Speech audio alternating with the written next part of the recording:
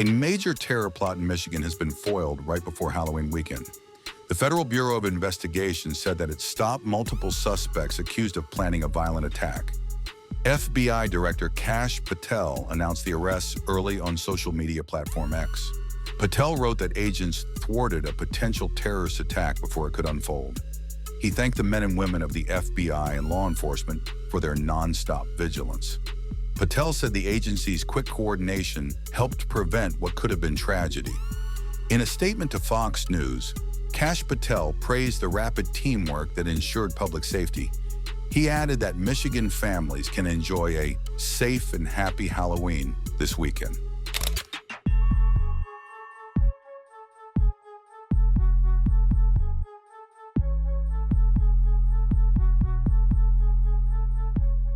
FBI Deputy Director Dan Bongino also praised the swift action taken by field agents. Bongino reportedly called it an example of proactive, relentless policing that saves American lives. He said agents in Michigan followed the evidence and moved quickly to stop the threat. Under Patel's leadership, Bongino said, the FBI remains laser-focused on Homeland security.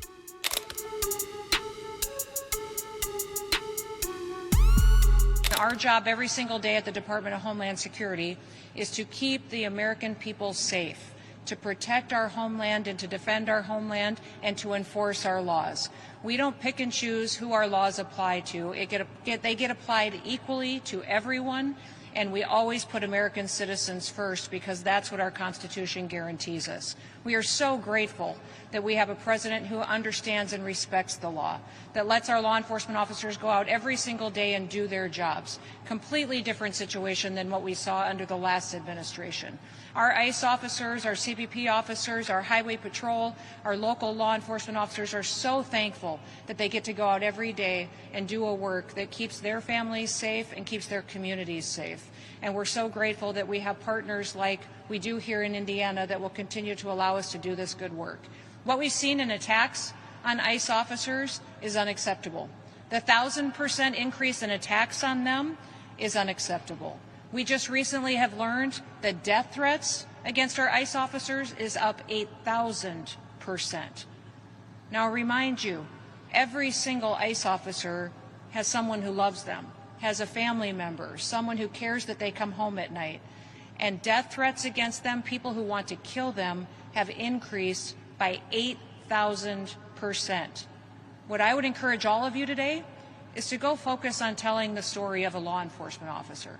Go thank them for their service. Go support their family members. Be grateful that we have communities that are safe. And spend at least 5 to 10 minutes today thinking, what would you do if we did not have law enforcement officers in our communities and in our states and in our country keeping us safe? What would this country look like if they didn't get out of bed every day and go to work proud to put on that badge, to put on that uniform, and to go fight to make sure that everybody can live safely and can have a future that they can be proud of in the greatest country that ever existed? So with that, I will open it up to any questions that you may have. Secretary Nell? Yes. Governor Pritzker has asked for Operation Midway Blitz to be on pause for the holiday weekend. Are you willing to do that? And if you're not, why not? No, we're absolutely not willing to put on pause any work that we will do to keep communities safe. The fact that Governor Pritzker is asking for that is shameful, and I think unfortunate that he doesn't recognize how important the work is that we do to make sure we're bringing criminals to justice and getting them off our streets, especially when we're going to send all of our kiddos out on the streets and going to events and enjoying the holiday season.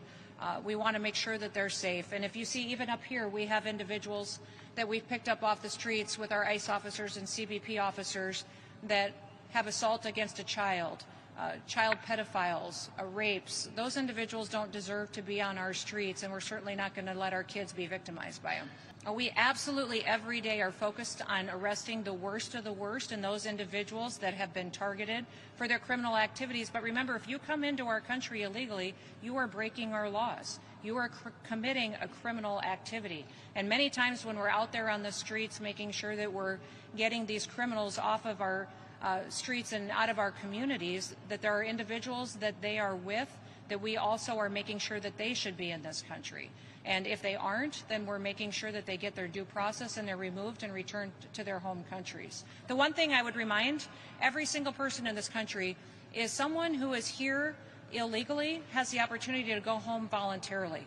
That if they get on the CBP Home app, we will give them $1,000 cash when they get home and buy them a plane ticket to get there, and they will have the opportunity to come back to America the right way. If they wait until we detain them and pick them up off of our streets, they'll never get the chance to come back to the United States of America. I would say the White House and I am and our leadership team is thrilled with all the work that ICE and Border Patrol are doing to help clean up our streets. In fact, giving people an opportunity to lead is fantastic. Giving people an opportunity to step up and take up on more responsibilities is a wonderful thing that you see happening in this country right now. As you see more and more operations get built out, we're calling on more people to use their skills and their talents to help enforce our laws. So I've read some of the reporting that talks about some dissatisfaction between the entities. It's just absolutely false. In fact, I think it's shameful for individuals to be quoted and used as sources for these news articles without their names being used. If you don't have a source and somebody who's willing to go on the record,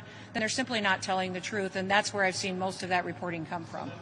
You can see from the work that these partnerships build on, that we work with other states such as Indiana and Governor Braun and his team, that many dangerous, criminal, illegal aliens are taken off of our streets, that our laws are upheld, and that Americans are protected because of the operations and the work that's being done. Since the beginning of Midway Blitz, ICE and CBP and our state partners have arrested more than 3,000 illegal aliens, including rapists, murderers, and gang members that have been brought to justice. And listen, we don't want any of these individuals out on our roads, and we don't want them in our communities, and we especially don't want them behind the wheel of an 18-wheeler when they can't speak our language, they don't understand our laws, they can't follow our roadway signs, and they can't interact with law enforcement or our citizens. It's dangerous, and it's not going to happen under the Trump administration like it did under the Biden administration.